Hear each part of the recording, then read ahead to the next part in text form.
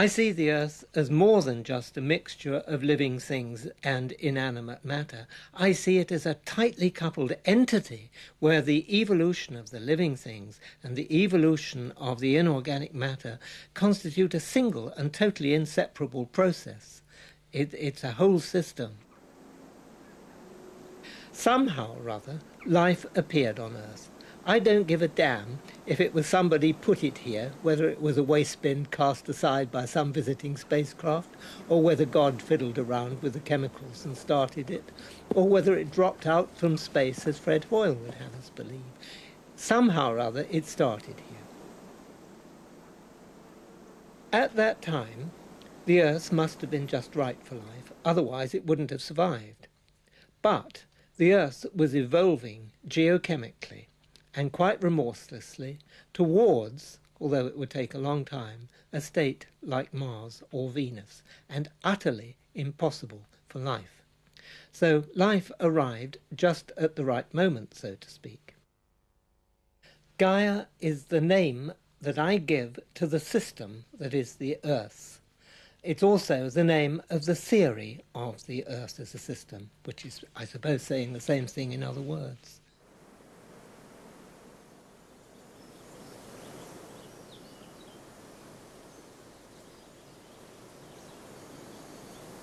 Gaia got its name in the oddest of ways. Many years ago, I used to live in a village called Bowerchalk in southern Wiltshire, and a near neighbour of mine was that novelist William Golding, and he and I were good friends, and we used to go for walks around the village talking about philosophical things and that. And when the idea of Gaia came into my mind, I didn't call it Gaia then, of course, I was telling him about it, how I thought the Earth was a self-regulating system and that the organisms somehow were involved in this process of self-regulation. And he rather liked the idea, and he said to me, well, you better give it a proper name. So I said, what do you suggest? He said, I'd call it Gaia. And for 20 minutes we walked on.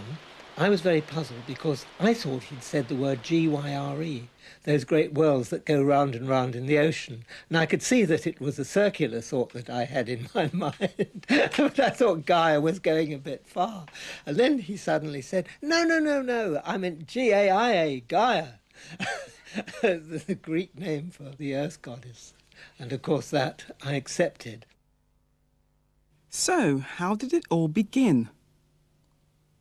In the early 1960s, Jim Lovelock worked for NASA, which steadily grew obsessed with the search for life on Mars. 10 years before the Viking landings in 1976, Jim pointed out that life on Mars would have left its signature in the composition of the Martian atmosphere, and that evidence for such a signature was singularly lacking.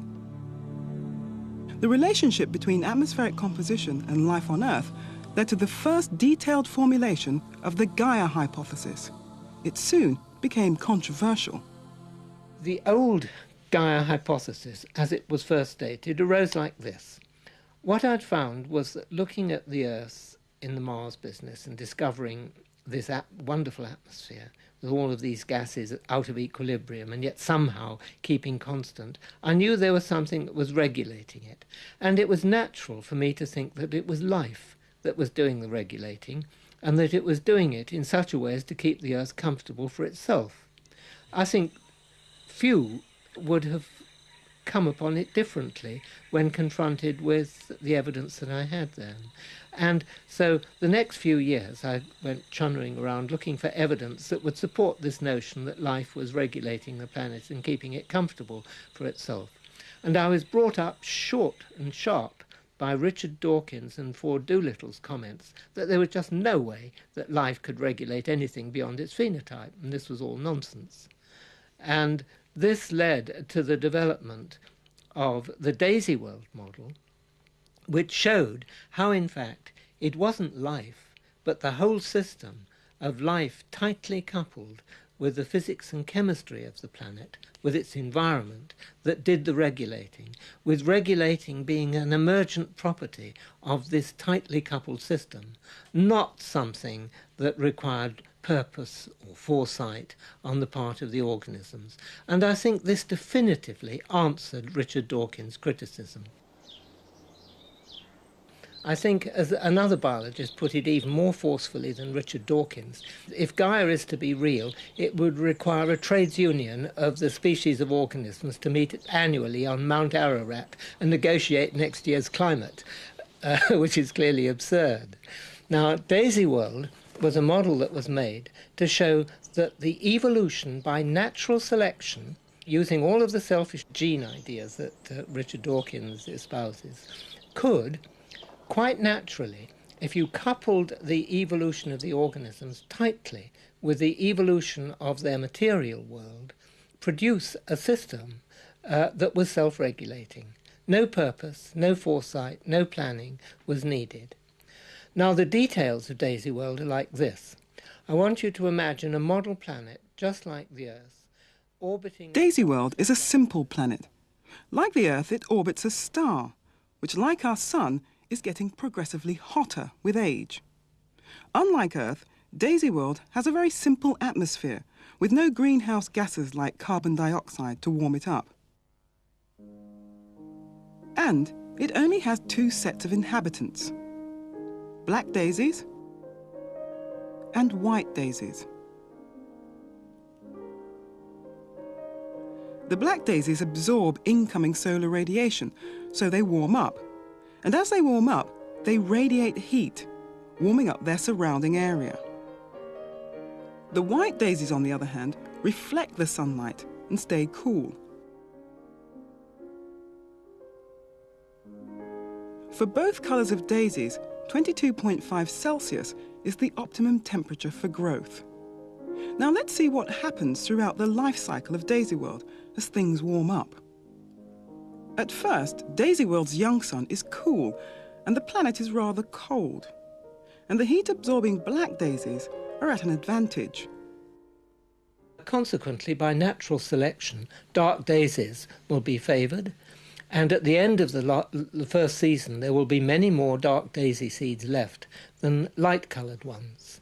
So at the start of the next season, dark daisies will be off to a head start and soon will be spreading, warming not just themselves but their immediate locality. And then, with explosive, positive feedback, dark daisies will spread right across the planet and warm it right up to temperatures close to those comfortable for the growth of daisies. The black daisies proliferate and slowly spread out from the warmer equatorial regions until they cover most of Daisyworld, turning it black. So Daisyworld can absorb heat and warm up. As the temperature gets nearer the 22.5 Celsius optimum for all daisies, life gets easier for the white daisies, who then prosper. At first, they grow best at the warm equator. Then they slowly move out, finding a niche alongside the black daisies. But in areas of high solar radiation, the white daisies do best, as they cool their environment. Whereas in areas of low solar radiation, black daisies predominate by warming their environment.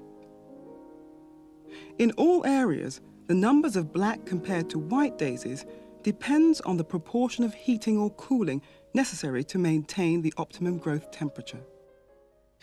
I have no doubt that by far the most important thing to come from Daisyworld was the mechanism that it offered to explain how the Earth regulates its temperature.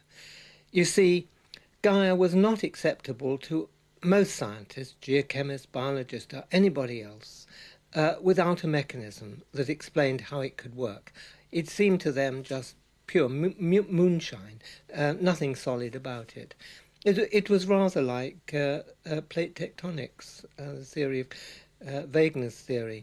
Until a mechanism was available, nobody could believe there was anything in it. And the same was true for Gaia. And Daisyworld gave just that mechanism. But Daisyworld's sun is still getting hotter. And soon, the black daisies find it hard to cope, whilst the white ones stay cool. The white flowers soon outnumber the black ones, and Daisyworld becomes whiter and whiter. The white planet can reflect the increasing solar radiation and stay cool, But the sun gets hotter still. Eventually, the planet gets too hot, and even the white daisies can't cope. Daisyworld dies. In a way, Daisyworld resembles a living organism. I know biologists hate me for suggesting such a thing, but it does, and perhaps the way in which it most resembles it is that it can die. If the sun gets too hot, the star gets too hot for Daisyworld, then even a total cover with light-coloured daisies is insufficient to keep the planet cool enough for them to survive. And at the moment some of them start dying, darker bare ground is exposed, and then again, with explosive positive feedback, the temperature zooms upwards, far beyond the range of toleration of any kind of life, so it dies. 22.5 Celsius is the optimum growth temperature for both black and white daisies. The black daisies work with the sun and warm the planet. We call this positive feedback. White daisies work against the sun and cool the planet. We call this negative feedback. In Daisyworld, we're concerned with the combined effects of both positive and negative feedback. This graph represents the temperature of Daisyworld based on changes in solar luminosity alone, without the influence of the daisies. If we now add the daisies, we get this curve, which shows both positive feedback from the black daisies and negative feedback from the white ones. Together, they regulate the planet's temperature, producing a stable environment despite the changes in solar radiation. I see Gaia theory as a theory of evolution in which in no way discards Darwin's great vision, but includes also the geological evolution of the Earth and couples the two together tightly. What emerges from the synthesis of these two older systems are such properties as self-regulation, that's to say, the regulation of the climate and the chemical composition of the Earth so that it is always a fit place for life. The Daisyworld model is a very general one, and you can play all manner of games with it. So let's make it more realistic by giving the daisies a few problems. For example, we could introduce rabbits to feed on the daisies. At first, the rabbits would try to eat up all the daisies, but as the daisies became scarcer, the rabbits would starve. So the rabbit population would decline as a result. If then the daisy population recovers, this will be followed by a recovery in the rabbit population.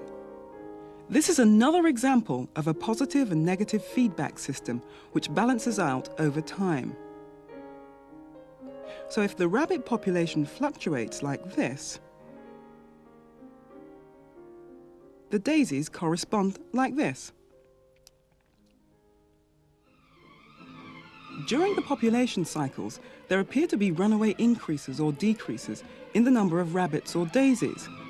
But when measured over a long time, a balance or equilibrium has been achieved between the number of daisies growing and the number of rabbits supported by them. This balance means that the rabbits have little effect on the long-term well-being of Daisyworld. The same long-term balance will eventually be achieved even if we introduce further biological perturbations. We could, for instance, introduce foxes to prey on the rabbits, or a plague to kill off a high percentage of the daisies, or competition between daisies of different colours, or whatever perturbations we may care to invent. Biology's critics in the early days suggested that if there appeared on Daisyworld a grey-coloured daisy that didn't use energy making light or dark pigment, it would have an advantage and would take over the whole scene and regulation would collapse. They call this a cheat. I took them seriously, and I made a Daisyworld model in which a grey-coloured daisy was included. And to make things harder for the black and white ones, I taxed them 5% of their growth rate for making pigment. It was most instructive. When the model was run, the dark and light-coloured daisies flourished just as before. The grey ones flourished as well, although interestingly not quite so well as the dark and light ones. You see, it's really quite simple. When it's very cold, only dark daisies are fit to grow. Light and grey ones cannot. When it's very hot, only light daisies are fit to grow. Dark and grey ones cannot. So the grey daisies have their place. The effective feedback is a zone of quite remarkable planetary temperature stability in the face of quite massive changes in solar radiation. As the output of the sun varies, so the black and white daisies simply respond to changing conditions. But in doing so, they regulate the temperature.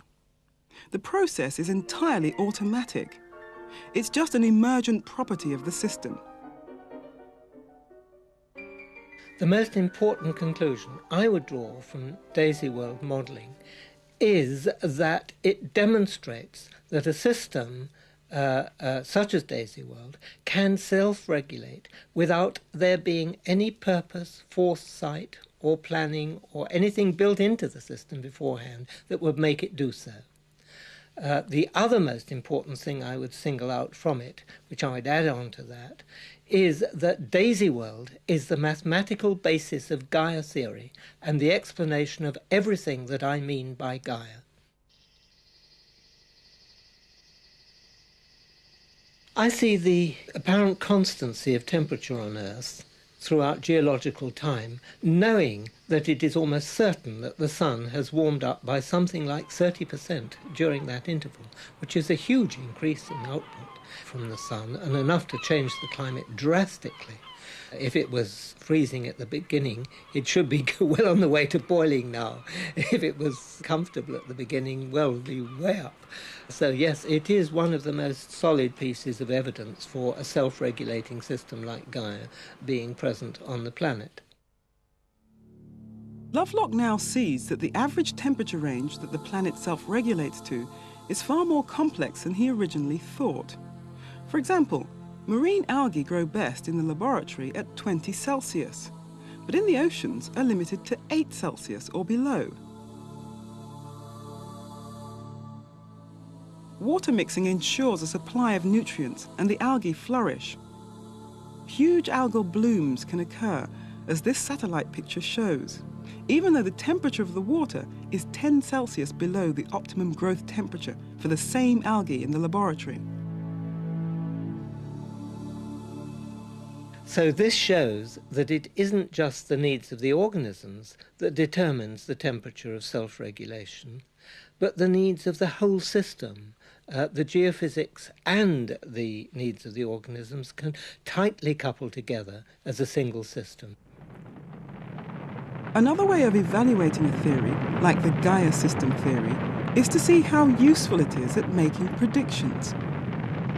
I suppose the first of them is a strange one because it happened before what was at that stage no more than the idea of Gaia existed. And here I refer to the prediction that Mars was probably lifeless. It was a prediction that was confirmed by the Viking lander, which found there was no life on Mars. Because if you go back to the evidence I've already talked about here, you will see it comes from the assumption that the Earth is a system which has an atmosphere which is self-regulating in the way that I've described. And using that evidence, Mars has an equilibrium atmosphere and therefore should not have life. So that was perhaps the first one. The next one, and perhaps important one, is the prediction that chemical rock weathering would be modulated by the presence of living organisms at the Earth's surface, so that their response to temperature change would, so to speak, control the rate at which weathering took place, and therefore the level of carbon dioxide in the atmosphere, and thence climate. That was the second. Now the third is a double one. It was well known that sulphur is in short supply on the land, and it is washed off by rain and taken down the rivers into the sea.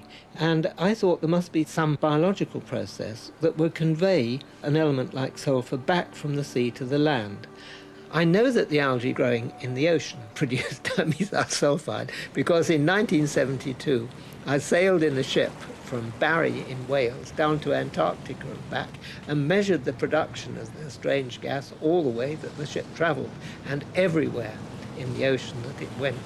And Peter Liss at the University of East Anglia examined the data and calculated from it what will be the flux of dimethyl sulfide from the ocean to the air. And interestingly, it was just the quantity needed to balance the budget of the sulfur cycle. So, in a sense, this was the first experimental confirmation of a Gaian prediction that there would be element cycling in just the right quantity to sustain biological needs. Now, this story didn't end there. In 1986, I spent a short while at the University of Washington at Seattle in the department of Robert Charleston, the meteorologist. And we got to discussing clouds and how they formed. And Robert told me about this business that clouds require condensation nuclei, otherwise they cannot form over the oceans. Of course, instantly it occurred to me that the dimethyl sulfide could oxidize all too readily in the air and be the source of just these nuclei that he sought. And we got together with Andy Andre and another meteorologist, Stephen Warren, and produced a paper which was published in 1987. This paper hit science like a storm, and I would think there must have been at least hundreds, if not thousands, of papers have followed and investigations around the world subsequent to it. And I was very pleased that Robert Charleston at the Oxford meeting on Gaia in April 1994 fully acknowledged this fact that but for Gaia thinking we would never have developed this notion of the algae in the ocean being connected with the clouds and the climate. So that is perhaps the third prediction to come from the theory. The best way to test a theory is to get it to make what I think that famous philosopher Karl Popper called risky predictions, and then go out into the world and see if these predictions can be falsified or justified. He prefers falsified, because if it's falsifiable, then you throw the theory out. It's never quite as simple as that. In practice, we scientists modify our theories if we find them falsified rather than throw them away. It's just as well we do. We strictly adhere to Popper. Darwin would never have set sail on the Beagle. And where would we be then?